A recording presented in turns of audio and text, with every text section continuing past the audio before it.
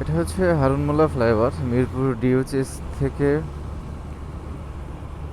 কালশির পর্যন্ত যে এটা একটা রুট, কানেক্টেড একটা রুট।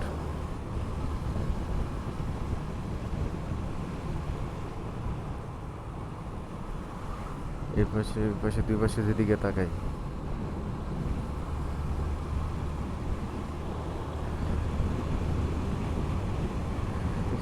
এখানে গাড়ির একটা চাপ থাকে না, কারণ যেহেতু এটা ডিওএইচএস এর ভিতরে ঢোকার একটা রাস্তা, সে কারণে নর্মালি তো কখনো জ্যাম থাকে না এখানে।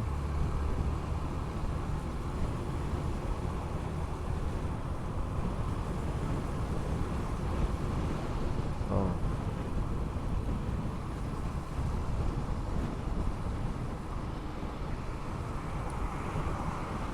যেদিকে তাকাই সেদিকেই ভালো লাগে।